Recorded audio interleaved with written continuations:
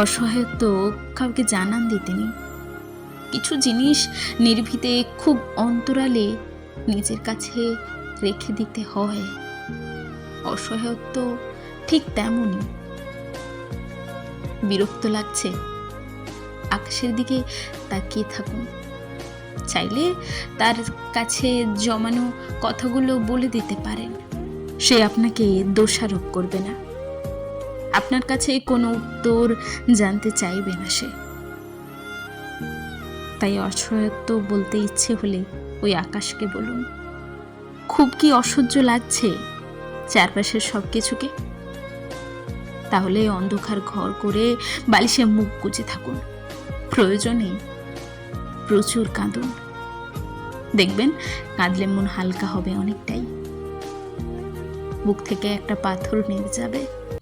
তাই বলছি, শুধু কষ্ট কমানোর জন্য অসহায়ত্ব কাউকে বলার দরকার নেই, কারণ সে পরে আপনাকে জাজ করবে। তাই খুব কষ্ট হলে কেঁদে নিন একলা ঘরে। অবশ্যই দরজাটা খুলবেন হাসি মুখে, যাতে দুনিয়া আপনার কষ্টের খবর না জানে। সীমার অতিরিক্ত মন খারাপ লাগলে বা নিজেকে খুব একলা লাগলে নিজের পছন্দের কিছু বানান। দেখবেন সময়ের সঙ্গে সঙ্গে আপনার একাকিত্বটাও গায়েব হয়ে যাবে। তারপর সেটাকে তৃপ্তি নিয়ে খান। আপনার মুখে আপনা আপনি হাসি চলে আসবে। কষ্টের সময় নিজেই নিজের সব থেকে ভালো সঙ্গী হন, যাতে অন্যের প্রয়োজন না পড়ে আপনার জীবনে। কষ্ট শেয়ার করার জন্য ফাঁকা সময়ে আপনার প্রিয় লেখকের বই পড়ুন।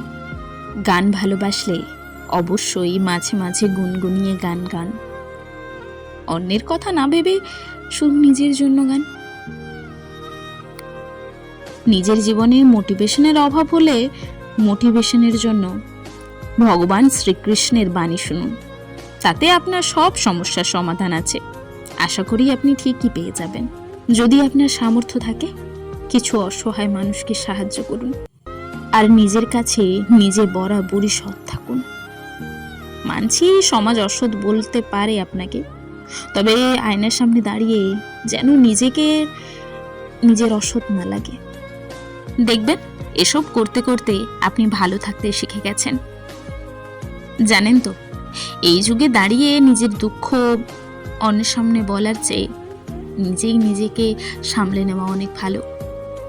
হয়তো সময় লাগবে, কিছুটা একটু সময় একা লাগবে, তবে আপনার সংকোচ হবে না, ভয় থাকবে না অন্যরা যদি অন্যকে বলে। তার মানে আমি এটা বলছি না আপনি মানুষের সঙ্গে মেশা বন্ধ করে দিন। মিশবেন, হাসবেন, কথা বলবেন, অন্যকে আপনি সাহায্যও করবেন।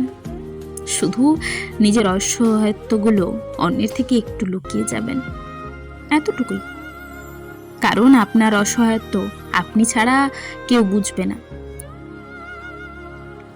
বোঝার চেষ্টা করলেও সেটা উপলব্ধি করতে পারবে না, কারণ আপনারা দুজন আলাদা মানুষ।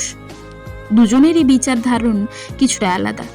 আবার কখনো জেনে শুনে আপনার অসহায়ত্বের সুযোগ নিয়ে আপনাকে চরমভাবে ভেঙে দিতে পারে।